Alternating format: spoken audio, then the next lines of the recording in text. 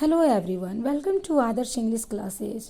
और इस वीडियो में हम लोग Eklavya model residential school selection से जुड़ी प्रिपरेशन की बात करेंगे। तो उड़ती उड़ती अफवाहों को छोड़कर आप लोग अपना सारा कंसंट्रेट सिर्फ और सिर्फ अपनी प्रिपरेशन पे लगाएं। ये वैकेंसी ऑथेंटिक है और खुशी की बात यह है कि इन विद्यालयों को अब सीबीएसई यूजीसी ने गोद ले लिया है और इसकी शुरुआत 2012 से ही हो गई थी, लेकिन करेंट में 2020 में मिज़ोरम में इसका एग्ज़ाम हो चुका है और ये स्टेट वाइज वैकेंसी है और इसमें सिलेक्शन के काफ़ी चांसेस हैं। तो अब आप लोग मन लगाकर अपने प्रिपरेशन पे लग जाएं, अफवाहों से दूर रहें। चलिए वीडियो को स्टार्ट करते हैं। Modern literature, modernism.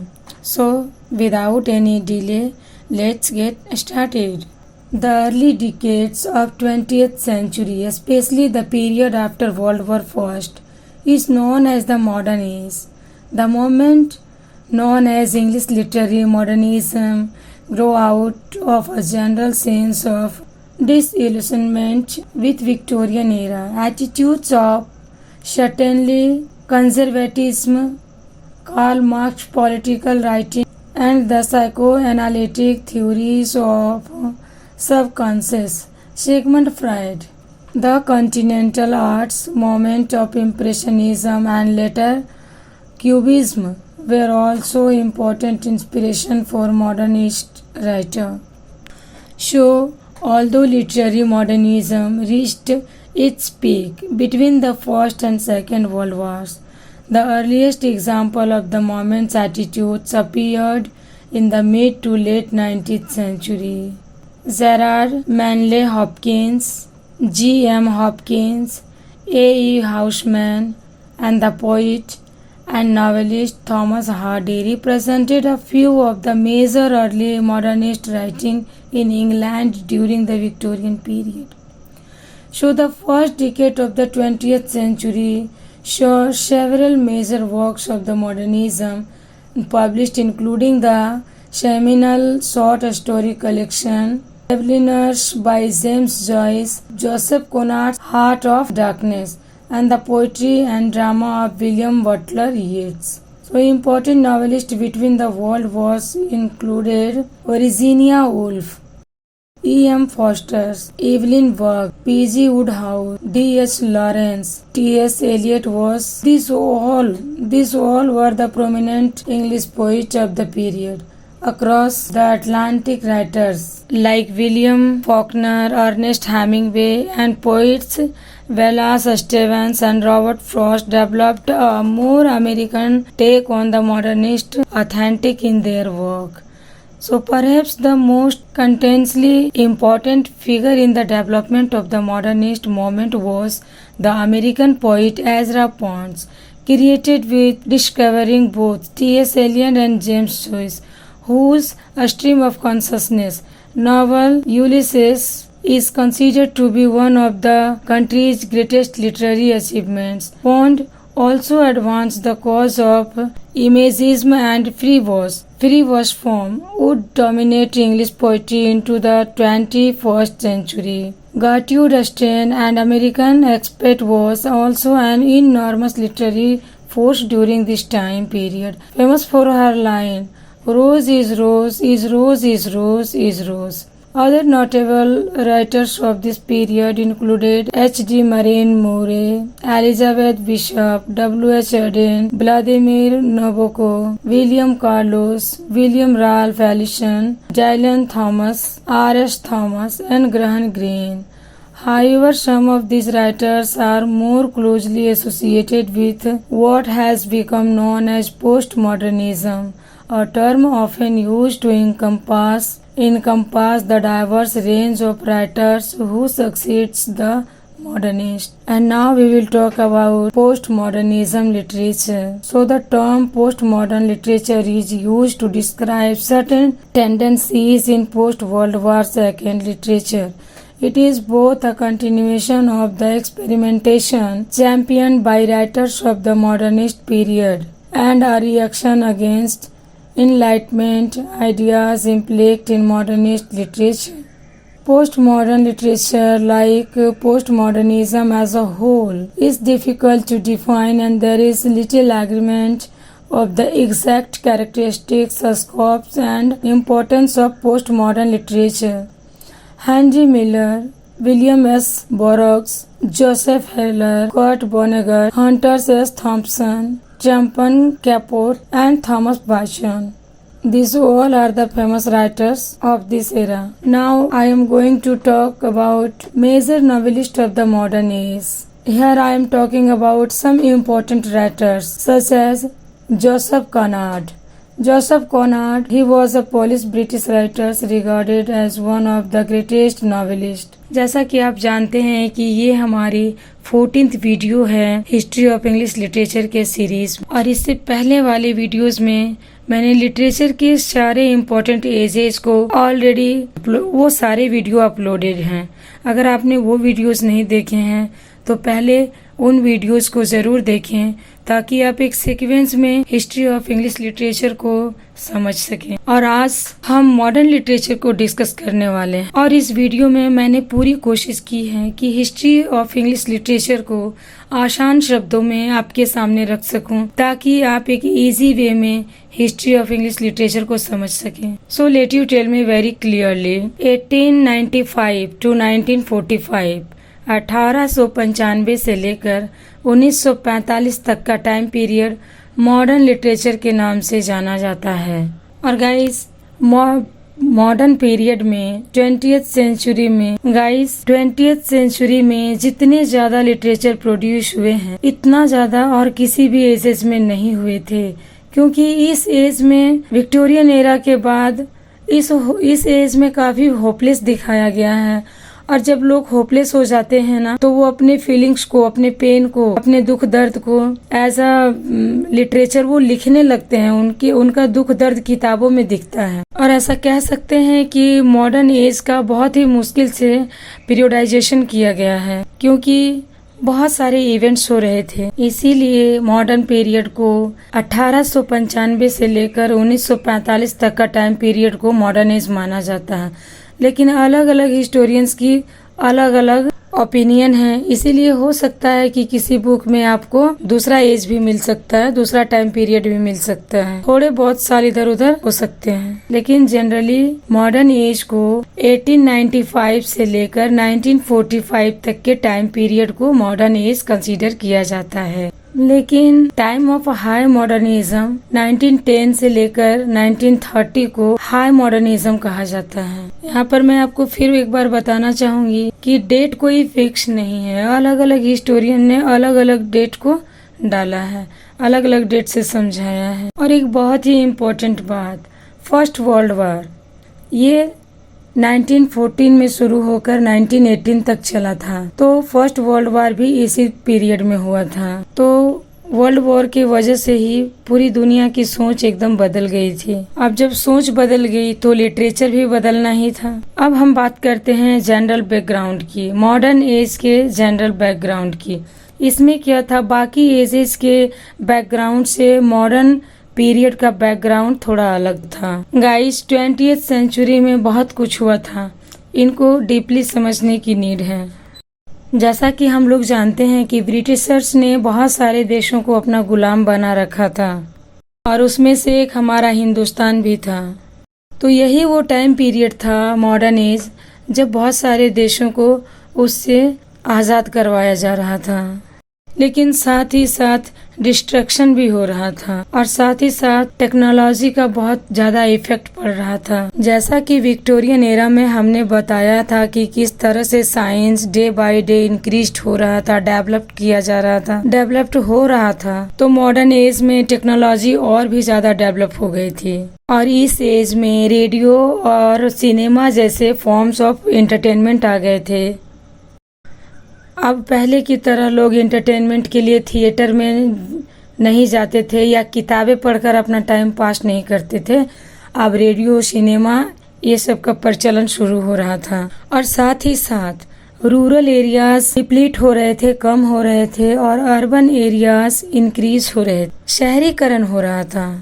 जो गांव के लोग हैं वो धीरे धीरे शहरों की तरफ प्लान कर रहे थे, शहरों में शिफ्ट हो रहे थे। इसके अलावा इकोनॉमिक डिप्रेशन भी आया था 1930 में। ये इकोनॉमिक डिप्रेशन पूरे वर्ल्ड में आया था और इनमें वॉर का सबसे ज्यादा इम्पैक्ट हुआ था। और वॉर से ही हमें ये पता चलता है कि वॉर के वजह से लोग कितना क्रूएल हो गए थे। इसी से पता चलता है कि इंसान ने जितनी चीजों का क्रिएशन किया वो सब उसे बर्बाद भी कर सकता है। और इसीलिए यहाँ पे मैं एक अच्छी सी लाइन कहती हूँ कि the realisation the man was perfectly capable of destroying what he had built and the cruelty is an integral future of human psychology. दुनिया ने पहली बार वर्ल्ड वॉर देखा था। इससे पहले ऐसा नहीं था। 2 और 3 देशों की लड़ाई होती थी, फिर लड़ाई होकर खत्म हो जाती थी, फिर सब एक जैसे हो जाते थे। लेकिन वर्ल्ड वॉर फर्स्ट में पूरी दुनिया इन्वॉल्व थी और पूरी दुनिया को नुकसान हुआ था। इसके साथ ही पूरी दुनिया में आइडियोलॉजिकल कॉन्फ्लिक्ट भी चलने लगे। Capitalist versus communist. कैपिटलिस्ट बोल रहे थे कि हमारा सिस्टम सबसे अच्छा है और अदर हैंड कम्युनिस्ट अपने सिस्टम को बेहतर बताने में लगे थे। मैं आपको बता दूं कि सेकेंड वर्ल्ड वॉर के बाद 2 सुपर पावर निकल कर आए। एक था अमेरिका एंड दूसरा था रशिया। ये दोनों एकदम टक्कर की पावर थी और ऐसा माना जाता है कि अगर इन दोनों देशों की आपस में लड़ाई हो जाती तो पूरी दुनिया ही खत्म हो जाती, क्योंकि ये दोनों एक से एक थे। कहने का ये मतलब है कि हर जगह कॉन्फ्लिक्ट था, हर कोई खुद को बेहतर साबित करने में लगा हुआ था। इसके अलावा लार्ज स्केल रिफ्यूजी मूवमेंट था, जेनोसाइडल वॉर्स थे, पॉवर्टी था, अनएम्प्लॉयमेंट था और इसी के साथ 1950 में civil rights movement in the USA ये शुरू हो रहा था अमेरिका में। इसके साथ ही 1917 में रशियन रेवोल्यूशन भी हुआ था। गाइज ऐसा कह सकते हैं कि मॉडर्न एज में बहुत कुछ बदल गया था। इस एज में न्यू कॉलोनियस आ गया था, कॉलोनाइजेशन हो रहा था। एक पावरफुल मिलिट्री अपने कैंप को किसी अदर कंट्री में भेज करके वहाँ पर कॉलोनीज बनवा देती थी। एक एग्जाम्पल में है कि अपने इंडिया में ब्रिटिशर आए थे ईस्ट इंडिया कंपनी लेकर, तो इसी तरह से न्यू कॉलोनिज्म की शुरुआत भी मॉडर्न पीरियड से ही हुई थी, जो कि आज तक चलती आ रही। गाइस मॉडर्निज्म क्या है? मॉडर्निज्म का मतलब ही है कुछ नया, कुछ यूनिक, ऐसा जो पहले कभी ना हुआ हो, कुछ ऐसा नया जिसने पुराने सारे ट्रेडिशन को तोड़ दिया। और मॉडर्न एज में ऐसी टेक्नोलॉजी डेवलप की गई थी जो पहले कभी यूज नहीं हुई। मॉडर्न एज का लिटरेचर भी सबसे यूनिक है। मॉडर्न एज का लिटरेचर एकदम नया था और इसी वजह से इसे मॉडर्निज्म कंसीडर किया जाता है। जैसा कि पहले के लिटरेचर में और रीडर्स में एक तरह का बॉन्ड होता था। राइटर्स वही लिखना पसंद करते थे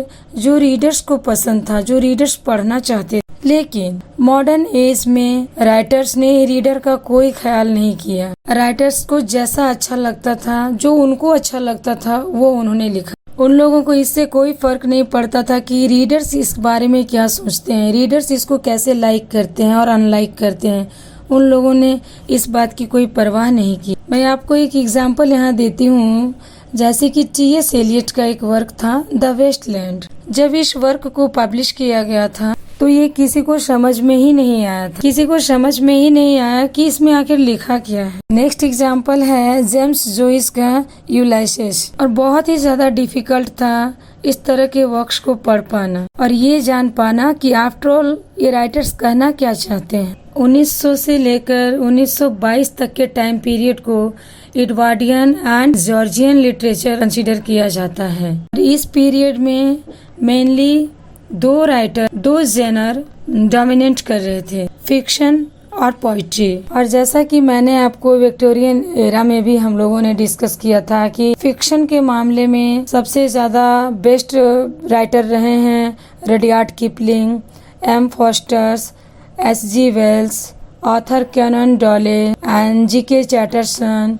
और थॉमस हार्डी की तो बात ही निराली है, क्योंकि थॉमस हार्डी विक्टोरियन एज में भी थे और मॉडर्न एज में भी थे और इन्होंने पोइट्री और नॉवेल दोनों वर्क में काम किया। अब अगर हम पोइट्री की बात करें तो पोइट्री में कोई भी पर्टिकुलर ऑथर्स का नाम, पर्टिकुलर पोइट का नाम ले पाना डिफिकल्ट है। इसके बाद हम बात करते हैं इमेजिज्म की। अब अगर हम बात करते हैं इमेजिज्म की, तो इमेजिज्म क्या कहता है? इमेजिज्म कहता है कि पोइट्स को कम शब्दों में अपने बात को बयां कर देना चाहिए।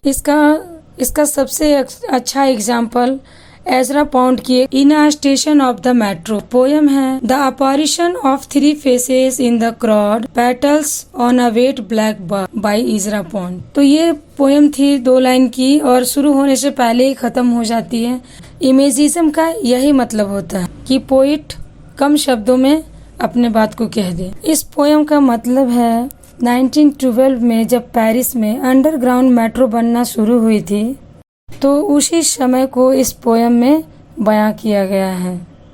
तो देखा आपने इमेजिज्म क्या कहता है कि आपको कम से कम वर्ड्स में अपनी बात को पूरा कर देना है और आपकी बात टू द पॉइंट होनी चाहिए, इधर उधर घुमा फिरा के नहीं। इमेजिज्म में no extra ornamentation, no abstractions and words to convey accurate precise meaning. इस मोमेंट से जुड़े हुए कुछ इम्पोर्टेंट पोइट्स फॉर एग्जाम्पल में है Ezra Pound, T Hulme, E.A. Robinson, Ford Madox Ford, Amy Lowell, Hilda Doolittle and F.S. Flint. इनके अलावा imagism में James Joyce and D.H. Lawrence का भी बड़ा नाम है। अब अगर हम बात करते हैं पोस्ट मॉडर्निज्म की, तो वर्ल्ड वॉर सेकंड के बाद का पीरियड है पोस्ट मॉडर्निज्म का। क्या फर्क था इन दोनों राइटर्स के बीच में? मॉडर्न राइटर्स किस तरह से इनसे अलग थे? तो पिछले वाले वीडियोस में मैंने आपको बताया है कि विक्टोरियंस मॉरलिटी पर ज्यादा फोकस करते थे। उनके नॉवेल्स में कंडीशन चाहे जितनी भी बुरी हो, उनके प्रोटैगनिस्ट के साथ अंत में सब कुछ ठीक हो ही जाता है। लेकिन मॉडर्न राइटर्स के आइडियाज बिल्कुल अलग थे, क्योंकि उन्होंने अपने सामने वर्ल्ड वॉर को जो देखा था, वर्ल्ड वॉर को देखने के बाद इनके आइडियाज बिल्कुल ही चेंज हो गए थे। मॉडर्न राइटर्स के सामने वर्ल्ड वॉर फर्स्ट हुआ था, उन्होंने लोगों को मरते हुए देखा था, तो इसी वजह से विक्टोरियन के ऑप्टिमिज्म को रिजेक्ट किया और समाज को एक नेगेटिव पिक्चर दिखाई, क्योंकि वर्ल्ड वॉर फर्स्ट से बहुत कुछ सीखा था मॉडर्न राइटर्स ने। इसीलिए इन्होंने सोसाइटी की नेगेटिव पिक्चर को सबके सामने रखा। और मॉडर्न एज में नए नए एक्सपेरिमेंट हो रहे थे। कुछ राइटर्स के नाम हैं T.S. Eliot, Ezra Pound, James Joyce, Virginia Woolf, ये लोग शामिल हैं। ये लोग मॉडर्निज्म के बारे में लिखते थे, लेकिन जो पोस्ट मॉडर्न था वो वर्ल्ड वॉर सेकंड के बारे में लिखते थे। ज्यादातर स्कॉलर्स यही मानते हैं कि जो पोस्ट मॉडर्न्स के राइटर्स थे वो वर्ल्ड वॉर सेकंड से काफी प्रभावित थे। और इस एज में इंग्लैंड के अलावा पूरी दुनिया में लिटरेचर लिखा जा रहा था। इस तरह इंग्लिश लिटरेचर सिर्फ इंग्लैंड का नहीं रह गया था, इंग्लैंड के खुद के पार्ट्स भी, आयरलैंड, स्कॉटलैंड, वो सब भी आगे इंग्लैंड में इंग्लिश में लिख रहे थे। स्पेशली मैं बात करती हूँ आयरलैंड की। वहाँ के कुछ पोएट्स थे जैसे W.V.H., G.B. Shaw, James Joyce, T.S. Eliot, Ezra Pound, William Faulkner, Henry James and Robert Frost. तो इंग्लैंड के राइटर्स इनसे पीछे कैसे रह जाते? इंग्लैंड के राइटर्स में Virginia Woolf, D.H. Lawrence, Dorothy Richardson, M. Forsters and Rudyard Kipling के साथ साथ R.K. नारायणा और रविंद्रनाथ टैगोर, ये लोग भी लिख रहे थे। और इन्हीं लोग से पता चलता है कि अब इंग्लिश लिटरेचर सिर्फ इंग्लैंड का ही नहीं रह गया था। और इन सब में मैं एक बार फिर से आपको बता दूं कि थॉमस हार्डी को as a transitional poet consider किया जाता है। ट्रांजिशनल पोइट क्या होता है? जो दो एजेज से रिलेटेड होते हैं, जैसे विक्टोरियन एरा और मॉडर्न एरा, ये दोनों से रिलेटेड है थॉमस हार्डी, इसीलिए इनको as a transitional poet consider किया गया है। इनकी फर्स्ट नॉवेल थी the poor man and the lady. ये नॉवेल पॉलिटिकल कंट्रोवर्शियल नॉवेल थी, इसी वजह से पब्लिश नहीं हो पा रही थी और इसी वजह से वो उस वर्क को उन्होंने कभी पब्लिश नहीं करवाया। इन्हीं के तरह Henry James and Joseph Bernard, ये भी ट्रांजिशनल पोइट ही थे। ये दोनों भी ट्रांजिशनल फिगर ही कंसीडर किए जाते हैं। इन लोगों ने भी विक्टोरियन एरा के साथ मॉडर्न एरा में वर्क किया था। Now move on to the major novelist of the modern age, Joseph Conrad. He was a Polish British writer regarded as one of the greatest novelists to write in the English language and become a master prose stylist who brought a non-sensibility to English literature. And his major works are An Outcast to the Island, Heart of Darkness, typhoon, Nostromo, under western ice, ये सारे इनके famous work में consider किए जाते हैं। Second है H.G. Wells। He was an English novelist, journalist, sociologist and historian, best father of the science. He is best known for his science fiction work. और इनका जो वर्क था the time machine, the wonderful visit, the invisible man, the first man in the moon and the food of the God. Now we will talk about Dorothy Richardson. Dorothy Miller Richardson, she was a British author and novelist, and her major works are Pointed Roofs, Backwater, Honeycomb, and Pilgrimage, Journey for Paradise. इसके बाद हम बात करते हैं William Somerset मॉगम की। तो इनके कुछ फेमस बुक हैं Liza of Lambeth, the magician of human bondage and the moon and sixpence. अब बात करते हैं E.M. फॉस्टर की। He was an English novelist, essayist, short story writer and critic. और इसके फेमस वर्क हैं where angels fear to tread, the longest journey, a room with a view, passage to India and Maurice. हमारे next writer हैं James Joyce. He is one of the prominent novelists of the 20th century. 20th century में इनका नाम बहुत ही famous है। His famous works are Chamber Music, A Portrait of the Artist as a Young Man, Ulysses, Exile, etc. Now we will talk about Virginia Woolf. She was a modern novelist and her major works are The Voyage Out, Night and Day, Jacob's Room, Mr. Jolloway and To the Lighthouse.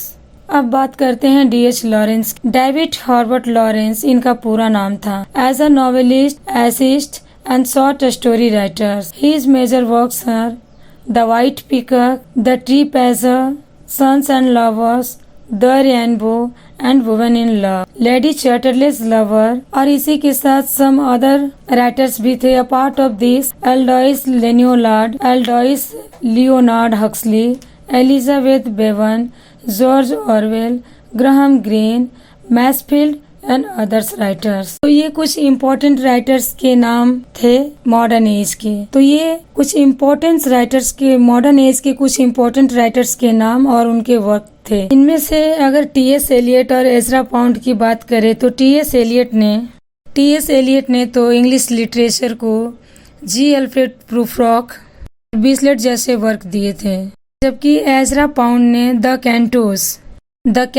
1917 दिया था। और इन्हीं की तरह कुछ और American writers थे जो अपना करियर बनाने के लिए इंग्लैंड आए थे। वो थे William Carlos Williams, Robert Frost, गार्ट्यूट स्टेन, मैरियन मूर और डूलिटिल। ड्रामेटिस्ट में थे जॉर्ज बर्नार्ड शॉ और ये आयरलैंड से आए थे।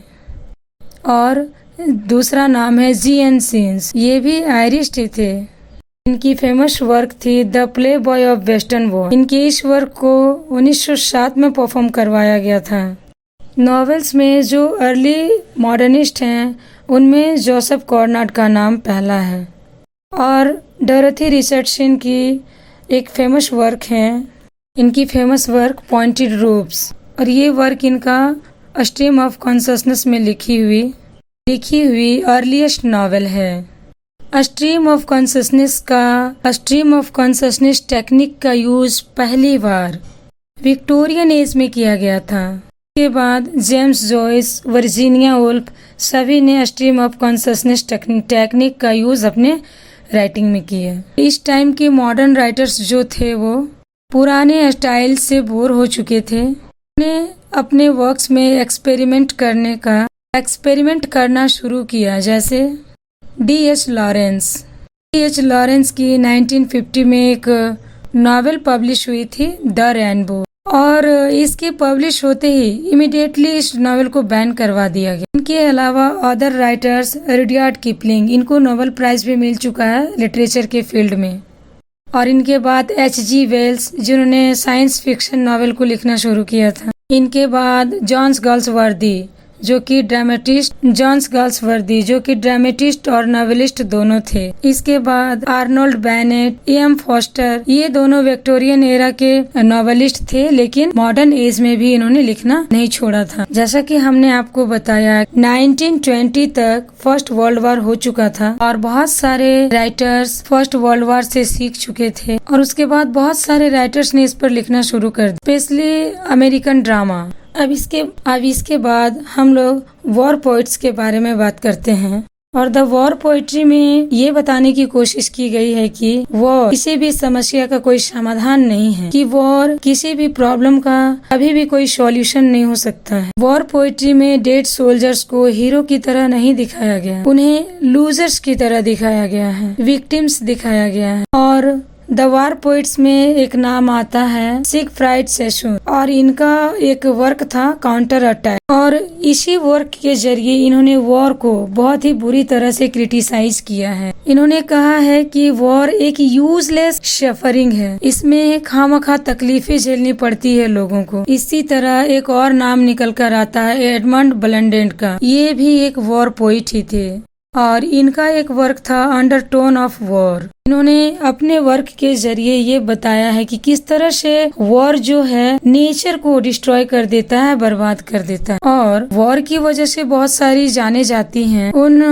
मृत लोगों के लिए भी इन्होंने बहुत ही बुरी तरह से वॉर को क्रिटिसाइज किया है। इनका एक और वर्क था 1916 सीन फ्रॉम 1921 और इस वर्क में इन्होंने वॉर से हुए उस तबाही, उस खतरनाक मंजर के बारे में बताया है। और आपको बता दूं कि कुछ वॉर पोइट्स इस वॉर की वजह से शहीद भी हो गए थे। और एग्जाम्पल में मैं विल्फ्रेड ओवेन का नाम लेती हूँ, killed in the first world war, ये फर्स्ट वर्ल्ड वॉर में मारे गए थे। तो अब इसी के साथ हम लोग इस वीडियो को ख़त्म करते हैं। हालांकि जैसा कि हम जानते हैं कि history of English literature vast है, उनको एक आध वीडियो में कवर कर पाना नामुमकिन है, इम्पॉसिबल है, लेकिन फिर भी मैंने आपको मॉडर्न एज से, मॉडर्न पीरियड से रिलेटेड इम्पोर्टेंट फैक्ट को बताने की कोशिश की है इस वीडियो। मिलते हैं नेक्स्ट वीडियो में, तब तक के लिए मुझे आप अपना सजेशन कमेंट बॉक्स में ज़रूर लिखें।